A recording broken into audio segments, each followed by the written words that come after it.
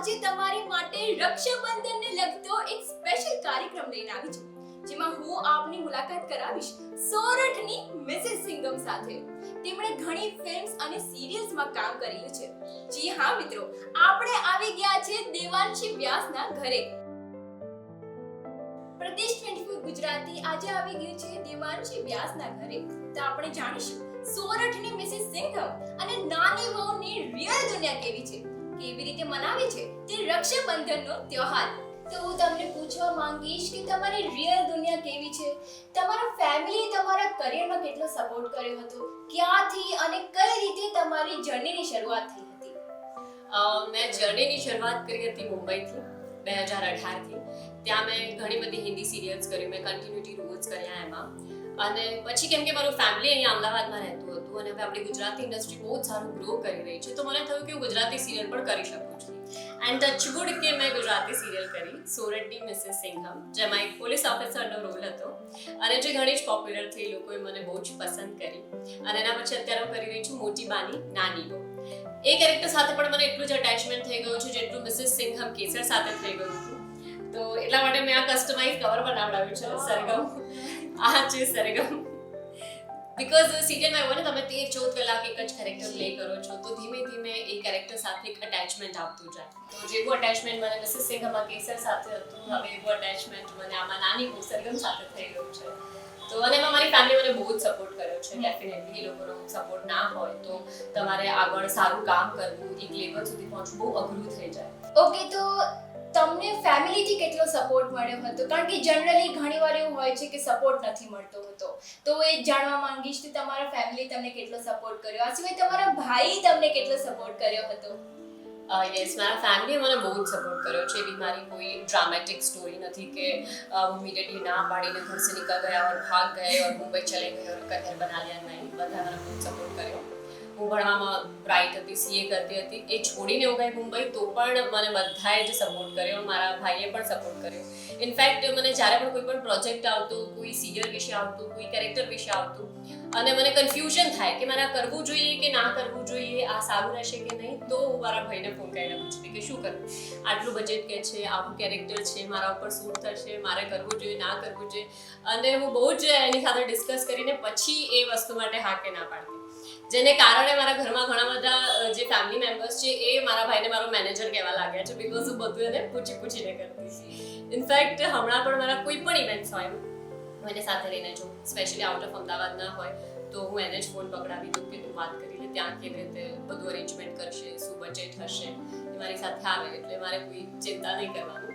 Safety બી રહે, અજાણી જગ્યાએ જતા હોય કોઈ ચિંતા બી નહીં, અને એ બધું ફોડી લે, કેટલું બજેટ રાખવું છે, ક્યાં રહેવાનું, કેવી રીતે ટ્રાવેલિંગ, બધું સંભાળી લે. તો મિત્રો, આપણને ભાઈ બહેનનો એક યુનિક અને સ્પેશિયલ બોન્ડ જોવા મળ્યું છે, જેમાં બેને પોતાના ભાઈને પર્સનલ મેનેજર તો માની જ લીધું છે. જ્યારે પણ જરૂર પડે ભાઈને ફોન કરી દે અને ભાઈ તરત હાજર થઈ જાય છે. આવો તો ભાઈ બહેનનો પ્રેમ હોય છે. પણ આ સિવાય હું તમને પૂછવા માંગીશ કે પ્રેમ તો તમારો જોઈ લીધો, પણ તમારામાં ઝઘડા થાય છે? તમે હવે આટલા મોટા થઈ ગયા છો, શું હજી પણ તમે નાની નાની વાત માટે મમ્મીને કમ્પ્લેન કરો છો કે ના આને મારું આ લઈ લીધું, આને મારું આ લઈ લીધું, એ વાળા ઝઘડા થતા હોય છે તમારા? યસ, તમારી વચ્ચે ઝઘડા થાય છે, ખાસ કરીને ચોકલેટને લઈને. હું ચોકલેટ લાવીને મૂકું, એ બીજે દિવસે સવારે ગાયબ જ થઈ ગયું. ગમે તેટલી ચોકલેટ લાવ, ગમે તેટલી મોટી લાવ, એ બધી ખાઈ જાય. ચોકલેટ્સ એને બહુ જ ભાવે, એ ચોકલેટ્સ ખાઈ જાય, મીઠાઈ ખાઈ જાય, એવું બધું મારા માટે રહે જ નહીં. આઈસ્ક્રીમ પતી જાય, એવું બધું રહે જ નહીં મારા માટે. પણ એ વસ્તુ જુદી છે કે હું નાનપણમાં એને બહુ મારતી, બહુ જ મારતી. એ થોડો ડાયો છે મારી બધી વાતમાં, બસ ખાલી આ છે એ ખાવા પીવામાં મારા માટે કશું રહે નહીં, બધું પતાઈ દે. એટલે એમાં હું એમ પર બૂમો પાડું કે હું લાવી હતી, બેવ માટે લાવી હતી, તું બેવ ખાઈ ગયો, એવું થાય. એટલે હા ભાઈ બહેનમાં તો જનરલી થતું જ હોય છે કે કાંઈ પણ ખાવાની વસ્તુ ઘરે આવી હોય, હજી તો જોયું ના હોય પેલા કોઈ કે તો પતાઈ જ નાખ્યું હોય. પણ આ સિવાય હું તમને પૂછવા માંગીશ કે જ્યારે તમે તમારી કરિયરની શરૂઆત કરી હતી, તમે જેમ કે જણાવ્યું કે તમે સીએ કરી રહ્યા હતા અને સીએ થી તમે છોડીને તમે આ ફિલ્ડમાં તમે આવવાનું નક્કી કર્યું, એટલે એ ડિસિઝન લેવું પણ એક બહુ ડિફિકલ્ટ છે. તો એ તમારી માટે એ ફેઝ કેવો રહ્યો? તમારા પેરેન્ટ્સે તમને શું સવાલો પૂછ્યા? સપોર્ટ તો તમને મળ્યો છે તો આપણે જાણ્યું, પણ આ સિવાય તમે કન્ફ્યુઝ હતા કે હું શું સીએ છોડીને આ ફિલ્ડમાં જાઉં કે નહીં? પહેલા હતી થોડી કન્ફ્યુઝ, બીકોઝ અહીંયા તમે જોઈ શકો આ ડેલોઇટ છે, મેં એમાંથી ઇન્ટર્નશિપ કરી ઓ વાવ, જે one of the best big four કહેવાય છે. યસ તો એમાંથી એક તો તમે ઇન્ટર્નશિપ કરતા હોય, ફર્સ્ટ અટેમ્પમાં તમે સીપીટી આઈપીસીસી બધું ક્લિયર કર્યું હોય, એટલે એ છોડીને જવું તો મને ડર લાગતો હતો કે બધા શું કહેશે. પણ ઇન્ટર્નશિપમાં મને એક વાત બહુ જ ક્લિયર સમજાઈ ગઈ કે આ મારાથી આખી જિંદગી નહીં થાય. અને હું અઢળક ટીવી સિરિયલ જોતી, હું આખો દિવસ ટીવી ચાલુ જ હોય, ભણવા બેઠી હોમવર્ક કરતી તો મને આમ ટીવી તો મને જોઈ. તો મને એવું હતું કે મારે પણ આવું કંઈક કરવું છે એકવાર, તો મારે ટ્રાય તો કરવો જ હતો. અને બસ એટલે પછી મેં નક્કી કર્યું એક દિવસ કે હું ઘરે કહી દઉં, અને બધાએ મને સપોર્ટ કર્યો કે ઠીક છે થોડા મહિના જઈને જોઈ લે. બીકોઝ બધાને એવું હતું કે ત્યાં કોઈ ઓળખીતું નથી, કોઈ લિંક નથી, કશું ખબર નથી, કેવી રીતે શું કરશે. તો મને કીધું ઠીક છે 6-8 મહિના જોઈ લે, થયું તો ઠીક, નહીં તો સીએ વાળું તો આપણી પાસે બેકઅપ છે જ. પણ મારા નસીબ એટલા સારા કે હું ત્યાં ગઈ. મેં 3 મહિનાનો એક ડિપ્લોમા એક્ટિંગ કોર્સ કર્યો અનુપમ ખેરનો એક્ટિવ પ્રિપેર્સમાંથી. પછી મેં ઓડિશન સ્ટાર્ટ કર્યા, તો લકીલી મને સિરિયલ્સમાં નાનું મોટું કામ મળવા લાગ્યું, નાના મોટા રોલ મળવા લાગ્યા, અને પછી મને કન્ટિન્યુટી સિરિયલ મળી ગયું. તો એ સારું થયું કે મારે ક્યારેય સીએના જે બેકઅપ ઓપ્શન હતું એ તરફ ના જવું પડ્યું. અને ત્યારથી મારી ગાડી ચાલે છે. આજે 7-7.5 વર્ષ થઈ ગયા. ટચવુડ મારી પાસે ઓલવેઝ કંઈક ને કંઈક તો કામ હોય છે, ને સારું કામ હવે મળી રહ્યું છે, એટલે હું ખુશ છું. એ લોકો પણ ખુશ છે હવે. તો તમે કીધું 7 વર્ષથી તમે આ ફિલ્ડમાં છો, તો જનરલી એવું હોય છે કે આપણને જોવામાં તો આ ફિલ્મ ઇન્ડસ્ટ્રી કે વાવ બહુ ગ્લેમરસ છે, કેવી મજાની જોબ છે, આ તો બહુ ઈઝી જોબ છે, આરામથી થઈ જાય. પણ શું એવું સાચું છે? શું આ એટલી ઈઝી જોબ છે કે આ બહુ જ હાર્ડ અને ટફ જોબ છે? કોણે કહ્યું ઈઝી જોબ છે? એક માણસ બતાવો મને ઈઝી જોબ. નોર્મલી લોકો ઓફિસમાં કેટલા કલાક કામ કરે છે? 8 કલાક, 10 કલાક. અમારી એવરી ડે શિફ્ટ હોય છે 13 to 14 hours. તો અને ઘણી વખત આ તો ડેલી શોપ છે, એટલે ઘણી વખત એવું બને કે એપિસોડ ઓન એર કરવાનો છે ને તમારી પાસે ક્રાઇસિસ આવી ગયા એપિસોડના, તો તમારે ડે નાઇટ શૂટ કરવું પડે 24 કલાક, 25 કલાક. મેં પણ કર્યું છે નોન સ્ટોપ 25-26 કલાક સુધી શૂટ. એ દરેક ટીવીના એક્ટર્સે કર્યું, સ્પેશિયલી જે લીડ કરતા હોય, હિન્દી, ગુજરાતી, મરાઠી, કોઈ પણ લેંગ્વેજની સિરિયલ હોય, બધાએ આવું કર્યું તો હોય જ ક્યારેક ને ક્યારેક.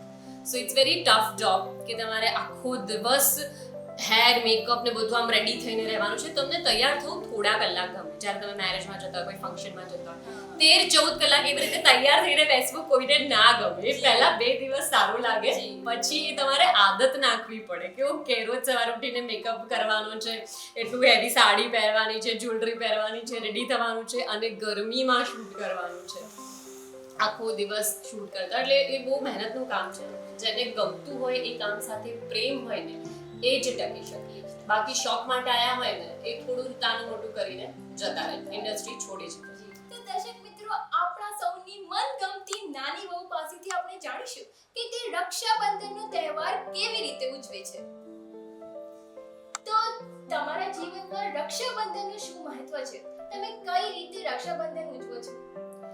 રક્ષાબંધનના દિવસે હું હંમેશા ઓફ લઉં છું, શૂટમાંથી રજા લઈ લઉં છું. જ્યારે હું મુંબઈ રહેતી હતી ત્યારે પણ હું રજા લઈને અમદાવાદ આવતી. અહીંયા અત્યારે શૂટ કરું છું ત્યારે પણ એ દિવસે રજા રાખું છું, અને બધા જ મારા ભાઈ બહેનો સાથે ભેગા મળીને અમે લોકો ખૂબ જ મસ્તી કરીને આ તહેવાર મનાવીએ છીએ. બીકોઝ એકબીજાને જો અમે આટલો સપોર્ટ કરતા હોઈએ, આટલો પ્રેમ કરતા હોઈએ, તો આ એક દિવસે તો બને છે કે જ્યારે બધા જ બધું કામકાજ છોડીને ભેગા થઈએ, ટ્રેડિશનલ વેમાં પહેલા રક્ષાબંધન ઉજવીએ, અને પછી એકબીજા સાથે ખૂબ જ ધમાલ મસ્તી કરીએ, ખૂબ જ ખાઈ પીને મોજ કરીએ.